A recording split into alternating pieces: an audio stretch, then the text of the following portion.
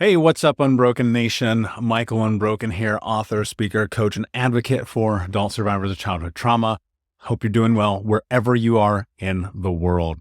Today, I'm going to come to you and share something that honestly is kind of a game changer for me and my life and the way that I think and the way I have thought and all of the moments in time that have led up to this conversation. And that is this idea of change. We are often very conflicted as trauma survivors with change. And that comes from this place, at least for me, and I'll share my insights and my opinions because that's my podcast and that's what I do and that's why you listen. And that's why hopefully you want the truth about why I think the way I think about things. And change is scary, but change starts with first acknowledging. And acknowledging is about coming to this place in our lives where we can actually look at and assess the world that we live in, the world that we have effectively created or been put into, and understanding when there is something that is in our way, be it a roadblock, a relationship, a friendship, a business decision, a life decision, whatever that thing may be, starting to create a framework to how we move through it. You see, change is often terrifying because on the other side of it, we don't know what's going to happen. But change only actually happens when you make change happen. You've heard me say this a million times. But how do you really make change happen? This is something I'm constantly juggling and thinking about and assessing and creating a framework around so that I can have these granular, precise, and incremental movements towards change. It starts with acknowledgement, right? The first thing that we do when we have to create change in our life to acknowledge, maybe we need to create change. Many of the people who come into my coaching programs start at that place where they look at their life and they say, I need to change. Many people who step into the 6-week in-depth program have looked at their life and say, I need change. But before that action comes in, they've thought about it. You guys hear me all the time say, mindset plus action equals self-actualization. And that change only happens when we make change happen. But the precursor for all of that is this idea and this understanding that what we think becomes what we speak. Mindset is everything. What we think becomes what we speak, and what we speak become our actions, and our actions become our reality.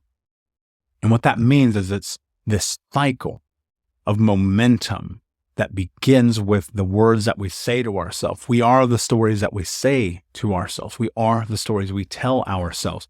And so if we tell ourselves a certain story, then when we reflect and I look at our actions that we have in the world, then it would hold true that those stories, in fact, now have become our reality. Now, I know that sounds complex, but it's really not. And why is it not? Because the things that we think about become the things that we move towards and create energy around and thus have momentum with. And so the further that you go into this place of thought, the more that you notice that that is the way that you act in the world.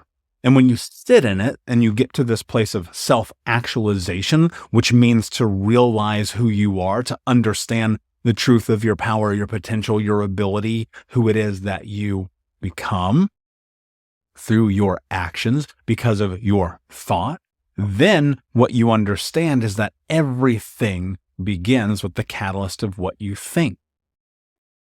Now, if you're thinking constantly, I'm not good enough, I'm not strong enough, I'm not capable enough, I'm a self-sabotager, I'm a liar, I'm a cheater, I'm a thief, I'm a not good enough to breathe, whatever that thing is. We've had them all. And look, and I'll be honest with you, everyone has negative thoughts. I have negative thoughts. Every client I work with has negative thoughts. People have been in my programs for 6 weeks or 16 weeks or 6 years. I don't have anybody at 6 years, but you get my point.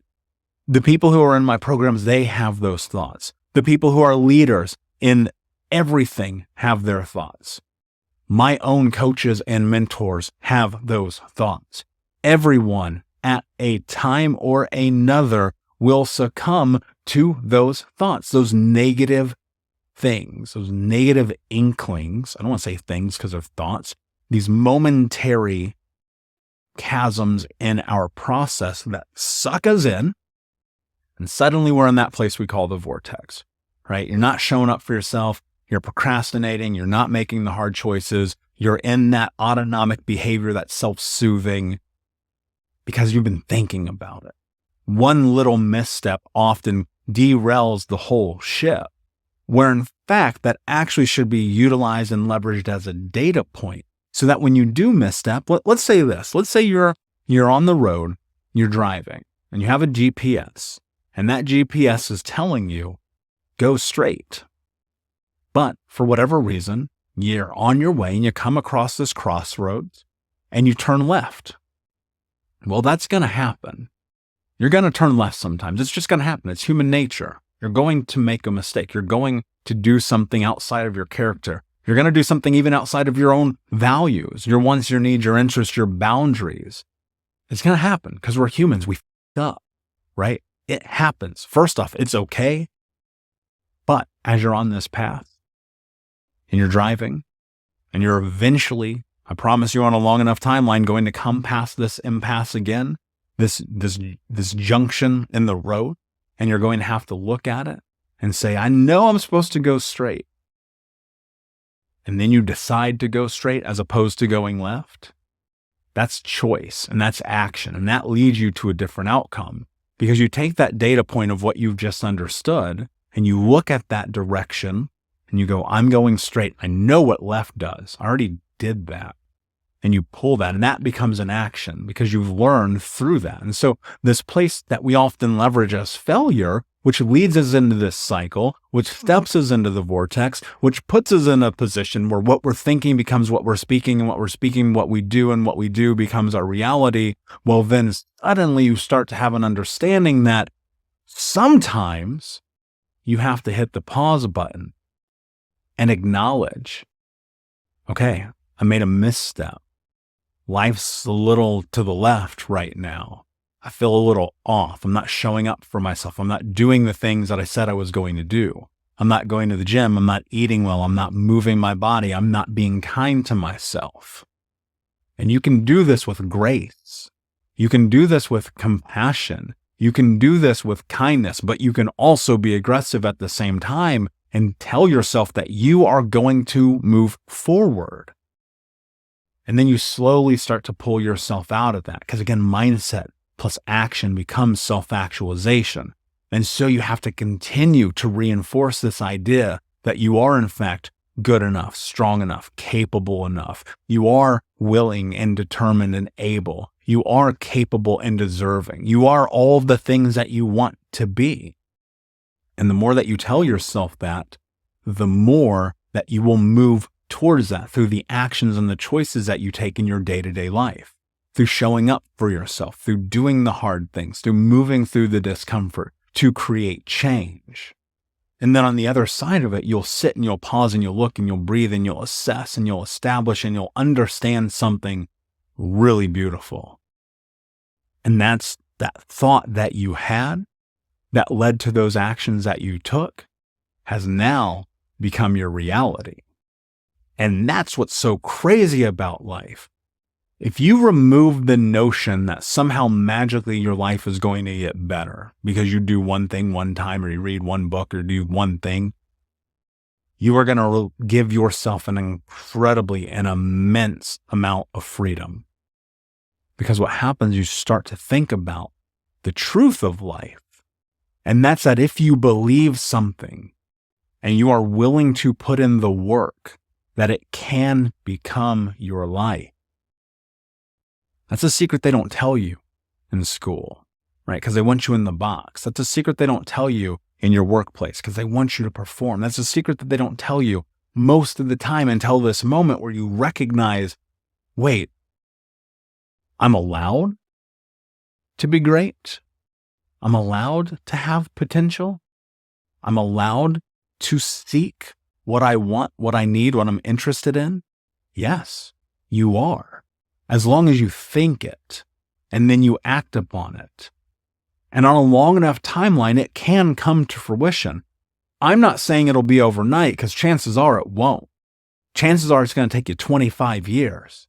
But how bad do you want it? How bad do you want the life that you want? And what are you willing to do to have that life? At 26 years old, I looked at my life and it was a disaster. A decade later, it's very different. And I have clients all the time where they step into coaching with me, or they pick up a book, or they listen to this podcast, and it might be you right now listening to this, hearing this, consuming this, wondering about what happens next. How do you get there? How do I create the life I want to have?